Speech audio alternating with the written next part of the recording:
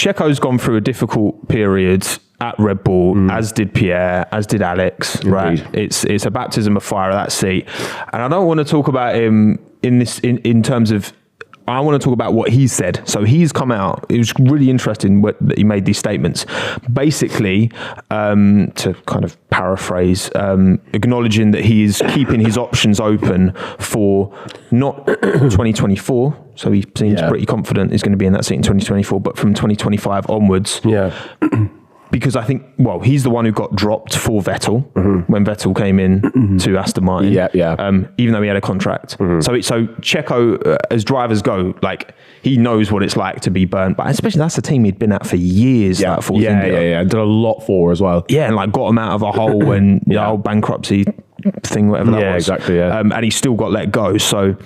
It's important and I think it's sensible because he come on, he's not naive to what's going on, all the talk, but also there's all the talk for a reason because it's Red Bull. Yeah, and Helmut Marko's flirting with Lando every time he's got a chance as well. He swiped right on him on Tinder, I'm telling you right now. He super liked him. But Helmut Marko's moving crazily right now. Some of his statements are insane. And, we won't get too much into that because Helmut Marko, Jesus Christ. He just talks a lot. Yeah, far too much. But you look at drivers out of contract by the end of 2024. So these are the opportunities that Checo could potentially find on the grid, if not. Because, let's be honest, is Checo likely to be in that seat in 2025? I mean, I think there's still a chance he's not in it next season. Yeah. But 2025...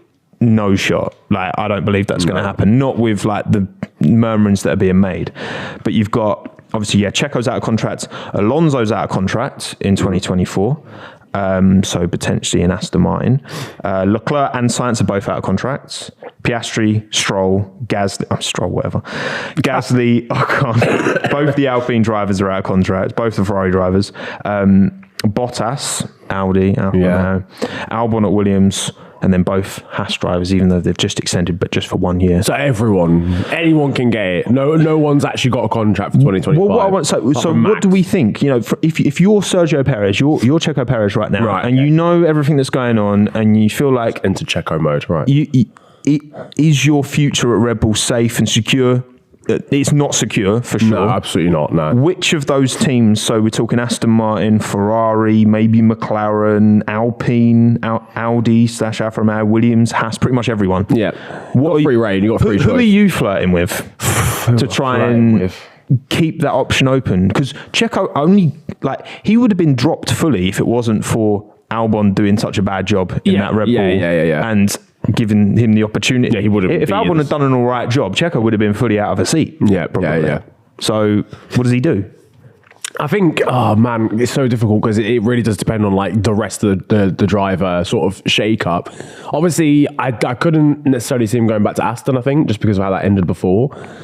That would be mad. Unless it is his only option, maybe. But either way, I still think Fernando Alonso will be driving at that point. Almost certainly he'll resign. Yeah, I genuinely think Fernando will still be driving at that point. So, Ferrari, if the option's there, I think you've got to go for it as Checo, because I think that's probably about as good as it's going to get in terms of like just car performance and how big of a team you're going to go to. Especially if Sainz maybe goes to Audi. Yeah, that was also going to Audi screams Perez as well, doesn't it? I think that Audi project definitely starts with one of Sainz or Perez. And Sauber is where he started his F1 career as well. Oh, I like that. That's good for Full circle. Full circle stuff.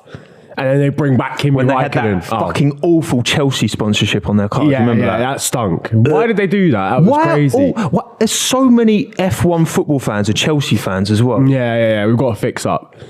Just as a collective. It's not me. I'm not bringing the team down. No, same. We support we're fighting the good football fight. clubs. Exactly. That can't run actually. An F1 car having a football badge on it just can't. No. That should have been banned from the start. Unacceptable. That's unacceptable. Imagine Ferrari were just like, we want a Liverpool badge on the front. Even I'd be like, nah, that's ridiculous. What are you doing? No, I think it screams Audi, or if a Ferrari, or I would personally be flirting with Ferrari and Aston if I'm Checo, the way things are going, but Audi screams him, I'm not going to lie. Well, because I've seen quotes from Sergio talking about, again, he's in his, I think he's 33, maybe 34. He's got his family now, he's got little uns, and motivation to carry on when there's not a opportunity to win. Part of me, because again, not for any reason that because I think Checo's a great driver who can do a great job at many a team, and I think Red Bull's just such a difficult environment to be in and thrive when you've got Max there. I could see him potentially retiring if an option like Ferrari, say Sainz left and they wanted a like for like swap, where I think Checo's, I don't quite consider him as highly as I consider Sainz, but they're not a mile off. I think they're pretty close. If they wanted a like-for-like swap there, then I think Checo would take that. And in a car that's probably a bit more broader to drive in the sense of it's I not think he could show his ability. Yeah, a bit more there. But also, if a Haas presented an opportunity, I as much as I think that would be cool, like a North American driver at a North American team, I think commercially that would work really well.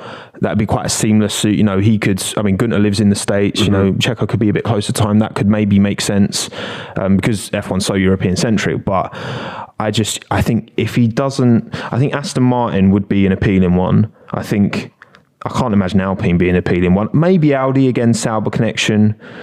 But I think it's really Ferrari, Aston, Audi are the three that would... The three that he would want to go to, and if obviously. Not, I think he'd probably just knock it on the head. In my opinion, I couldn't see him...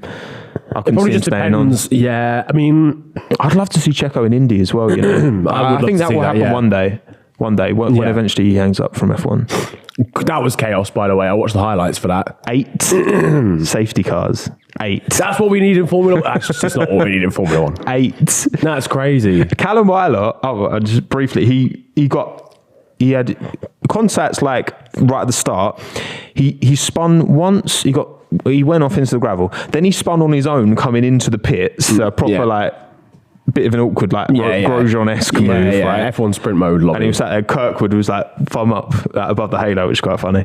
And then he still finished 5th. Yeah. Because he was just that manic. Carnage. Every single restart, the first corner they'd get to, they'd just take each other out again. And all of that, and the top 3, Dixon, McLaughlin, Palou are the top 3 in the championship. Even after all that, they know cream, what they're doing. Not the single cream. No, the whipped cream rises to the top. It does truly. It does truly. Yeah, I think the most interesting, of those 3 options, I think Audi would be the only one that would make. And again, commercially, that'd be huge because Checo is. If Croft is right, and which I struggle to believe, he was 80% of Red Bull merch is shifted to Mexico, but.